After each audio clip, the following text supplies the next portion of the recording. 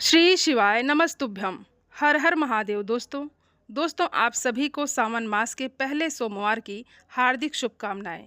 और आज की इस वीडियो में आप सुनेंगे सोमवार व्रत की पौराणिक कथा।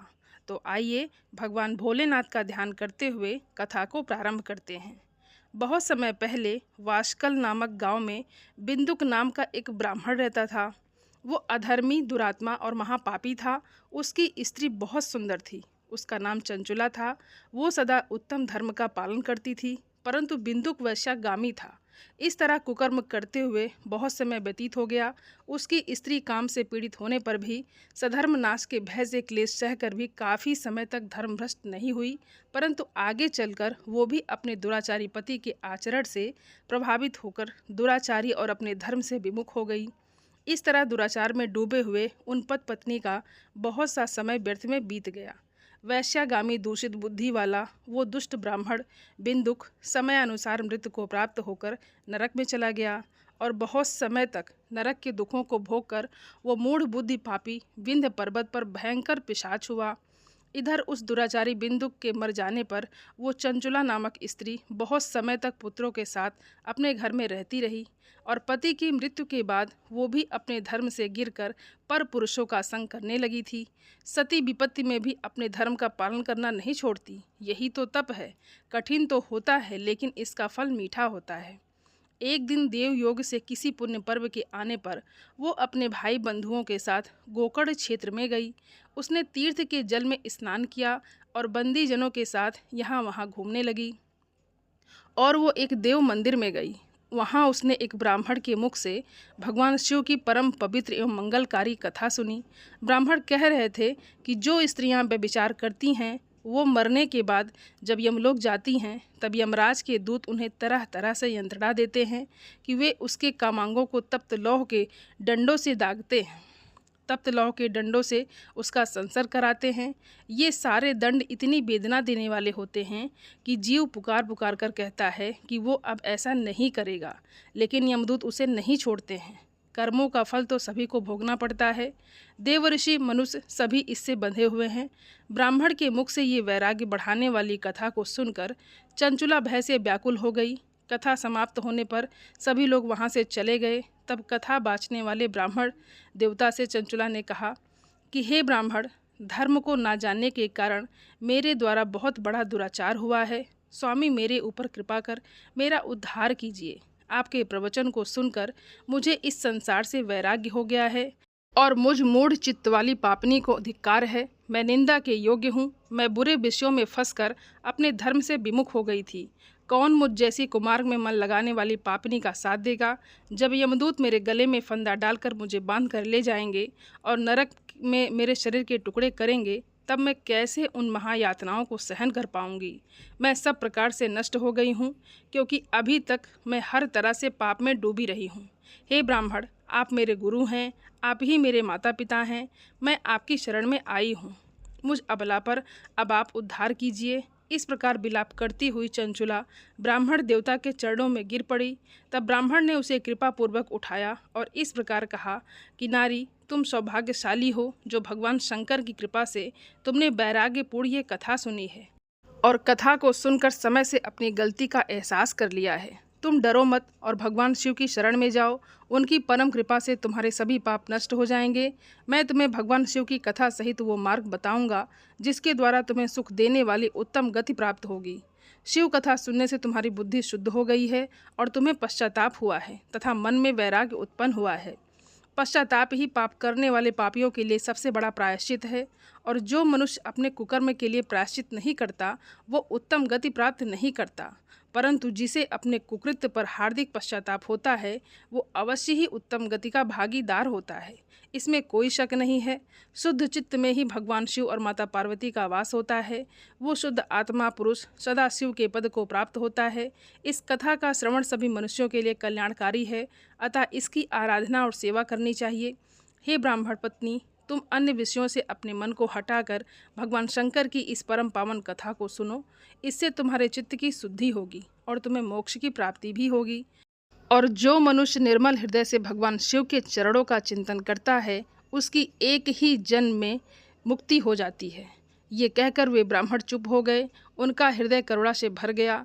वे ध्यान में मग्न हो गए। ब्राह्मण का ये उपदेश सुनकर चंचुला के नेत्रों में आनंद के आंसू छलक आए। वो हर्ष भरे हृदय से ब्राह्मण देवता के चरणों में गिर गई और हाथ जोड़कर बोली कि मैं कृतार्थ हो गई। हे ब्राह्मण, शिव भक्तों में श्रेष्ठ स्वामी, आप धन्य हैं। आप परमार्थदर्शी हैं और सदा परोपकार में लगे रहते हैं। साधुओं में नरक के समुद्र में मैं गिर रही हूँ, कृपा करके मेरा उद्धार कीजिए। जिस पौराणिक और अमृत के समान कथा की बात आपने की है, उसे सुनकर ही मेरे मन में वैराग्य उत्पन्न हुआ है। उस अमृतमयी कथा को सुनने के लिए मेरे मन में बड़ी श्रद्धा हो रही है। कृपया आप मुझे उसे सुनाइए। कथा सुनने की इच्छा मन में लिए हुए चंचुला उन ब्राह्मण देवता की सेवा में वहीं रहने लगी और उस गोकर्ण नामक महाक्षेत्र में उन ब्राह्मण देवता के मुख से चंचुला भगवान शिव की भक्ति, ज्ञान और वैराग्य बढ़ाने वाले और मुक्ति देने वाली परम उत्तम कथा सुनकर कृतार्थ हुई। उसका चित्त शुद्ध हो गया।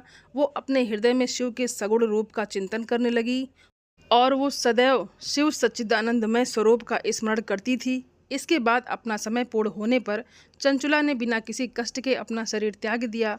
उसे लेने के लिए एक दिव्य विमान वहां पहुंचा। ये विमान शोभा साधनों से सजा था और शिवगढ़ों से सुशोभित था। चंचुला विमान से शिवपुरी पहुंची। उसके सारे पाप धुल गए। वो दिव्य रूप धारणी दिव्यांगना हो गई थी। वो गौरांगी देवी मस्तक पर अर्धचंद्र का मुकुट और अन्य दिव्य आभूषण पहने शिवपुरी में पहुंची। वहां उसने सनातन देवता त्रिनेत्रधारी महादेव शिव को देखा।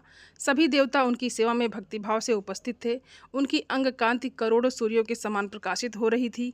5 मुख और हर मुख में 3-3 नेत्र थे। मस्तक पर अर्धचंद्र आकार मुकुट शोभायमान हो रहा था। कंठ में नील चिन्ह, उनके साथ में देवी गौरी विराजमान थी, जो विद्युत पुंज के समान प्रकाशित हो रही थी। महादेव जी की कांत कपूर के समान गौर थी। उनके शरीर पर श्वेत वस्त्र थे तथा शरीर श्वेत भस्म से युक्त था। इस प्रकार भगवान शिव के परम उज्ज्वल रूप के दर्शन कर चंचुला बहुत प्रसन्न हुई। उसने भगवान को बारंबार प्रणाम किया और हाथ जोड़कर प्रेम, आनंद और संतोष से युक्त होकर विनीत भाव से खड़ी हो गई। उसके नेत्रों से आनंद के आंसुओं की धारा बहने लगी। भगवान शंकर जी और भगवती गौरी उमा ने करुणा के साथ सौम्य दृष्टि से देखकर चंचुला को अपने पास बुलाया। गौरी उमा ने उसे प्रेम पूर्वक अपनी सखी बना लिया। चंचुला सुखपूर्वक भगवान शिव के धाम में उमा देवी की सखी के रूप में निवास करने लगी। और एक दिन चंचुला आनंद में मग्न उमा देवी के पास गई और दोनों हाथ जोड़कर उनकी स्तुति करने लगी। हे गिरिराज नंदिनी, स्कंद माता उमा, आप सभी मनुष्यों एवं देवताओं द्वारा पूजित तथा समस्त सुखों को देने वाली हैं। आप शंभु प्रिया हैं। आप ही सगुणा और निरूढ़ा हैं।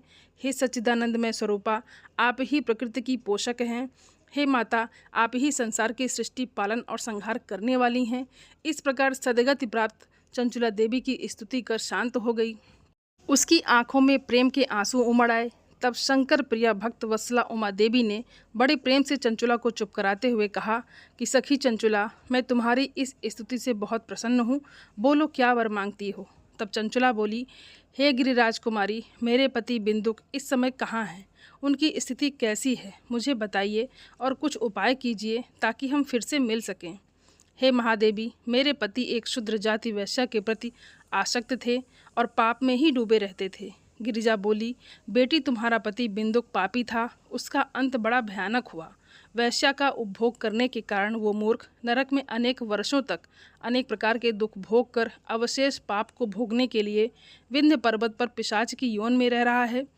और वो दुष्ट वहीं वायु पीकर रहता है और सब प्रकार के कष्ट सहता है। गौरी देवी की ये बात सुनकर चंचुला अत्यंत दुखी हो गई। फिर मन को किसी तरह स्थिर करती हुई दुखी हृदय से माँ गौरी से उसने एक बार पूछा कि हे महादेवी, मुझ पर कृपा कीजिए और मेरे पापी पति का आप उद्धार कीजिए। कृपा करके मुझे वो उपाय बताइए जिससे मेरे पति को उत्तम गति प्राप्त हो सके। गौरी देवी ने कहा, यदि तुम्हारा पति भगवान शिव की पुण्यमय उत्तम कथा सुने तो वो इस दुर्गति को पार करके उत्तम गति का भागी हो सकता है। अमृत के समान मधुर गौरी देवी के ये वचन सुनकर चंचुला ने दोनों हाथ जोड़कर मस्तक झुकाकर उन्हें बारंबार प्रणाम किया और प्रार्थना की कि मेरे पति को भगवान शिव की कथा सुनाने की व्यवस्था कीजिए। ब्राह्मण पत्नी चंचुला की बार बार प्रार्थना करने पर शिव प्रिया गौरी देवी ने भगवान शिव की महिमा का गान करने वाले गंधर्वराज तुमरुकु को बुलाकर कहा कि तुम्हारी भगवान शिव में प्रीति है। तुम मेरे मन की सभी बातें जानकर मेरे कार्यों को सिद्ध करते हो। तो मेरी इस सखी के साथ विंध्य पर्वत पर जाओ, वहाँ एक महाघोर और भयंकर पिशाच रहता है। पूर्व जन्म में वो पिशाच बिंदुक नामक ब्राह्मण मेरी इस सखी चंचुला का पति था। वो वैश्यागामी हो गया था। वो स्नान संध्या आदि नित्य कर्म छोड़कर अपवित्र रहने लगा। क्रोध के कारण उसकी बुद्धि भ्रष्ट हो गई थी। दुर्जनों से उसकी मित्रता और सज्जनों से द्वेष बढ़ गया था। वो अस्त्र शस्त्र से हिंसा करता, लोगों को सताता और उनके घरों में आग लगा देता था। चांडालों से दोस्ती करता और वो रोज वैश्या के पास जाता था। पत्नी को त्याग कर दुष्ट लोगों से दोस्ती कर उन्हीं के संपर्क में रहता था। वो मृत्यु तक दुराचार में फंसा रहा। मृत्यु के बाद उसे पापियों के भोग स्थान यमपुरी ले गए। वहाँ घोर नरकों को सहकर इस समय वो विंध्य पर्वत पर पिशाच बनकर रह रहा है और पापों का फल भोग रहा है। तुम उसके सामने परम पुण्य में पापों का नाश करने वाली भगवान शिव की दिव्य कथा का प्रवचन करो। इस कथा के सुनने से उसका हृदय सभी पापों से मुक्त होकर शुद्ध हो जाएगा और वो प्रेत योनि से मुक्त हो जाएगा। दुर्गति मुक्त होने पर उस बिंदुक नामक पिशाच को तुम विमान पर बैठाकर भगवान शिव के पास ले आना। माँ उमा का आदेश पाकर गंधर्वराज तुम रुको प्रसन्नतापूर्वक अपने भाग्य की सराहना करते हुए चंचुला को साथ लेकर विमान से पिशाच के निवास स्थान विंध्य पर्वत पर गया। वहां पहुंचकर उसने विशाल आकृति वाले पिशाच को देखा। उसका शरीर विशाल था, उसकी ढोड़ी बड़ी थी। वो कभी हंसता, कभी रोता, कभी उछलता था। महाबली तुमरुकु ने बिंदुक नामक पिशाच को पासों से बांध लिया। उसके पश्चात तुमरुकु ने कथा बाँचने के लिए स्थान तलाश कर मंडप की रचना की।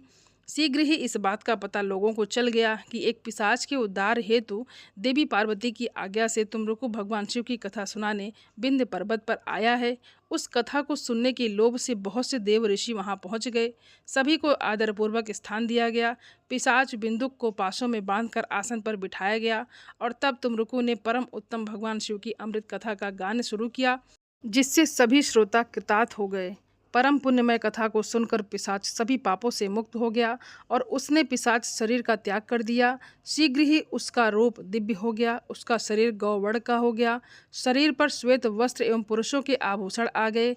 इस प्रकार दिव्य देहधारी होकर बिंदुक अपनी पत्नी चंचुला के साथ स्वयं भी भगवान शिव का गुणगान करने लगा। उसे दिव्य रूप में देखकर सभी को बहुत आश्चर्य हुआ। उसका मन परम आनंद से परिपूर्ण हो गया और सभी भगवान महेश्वर के अद्भुत चरित्र को सुनकर कृतार्थ होकर उनका यशोगान करते हुए अपने अपने धाम को चले गए। बिंदुक अपनी पत्नी चंचुला के साथ विमान में बैठकर शिवपुरी की ओर चल दिया। महेश्वर के गुणों का ज्ञान करता हुआ बिंदुक अपनी पत्नी चंचुला और तुमरुकु के साथ शीघ्र ही शिवधाम पहुंच गया। भगवान शिव देवी पार्वती ने उसे अपना पार्षद बना लिया और दोनों पति पत्नी सुखपूर्वक भगवान महेश्वर एवं देवी गौरी के श्री चरणों में अविचल निवास पाकर धन्य हो गए। बोलिए भगवान भोलेनाथ की जय। दोस्तों, उम्मीद करती हूँ ये वीडियो आप सभी लोगों को बहुत अच्छी लगी होगी और आप सभी सनातनी भाई बहनों से मेरा विनम्र निवेदन है, मेरे चैनल को सब्सक्राइब ज़रूर कर लें और वीडियो को लाइक और अपने फैमिली फ्रेंड के साथ शेयर ज़रूर करें। आप सभी को हर हर महादेव। धन्यवाद दोस्तों।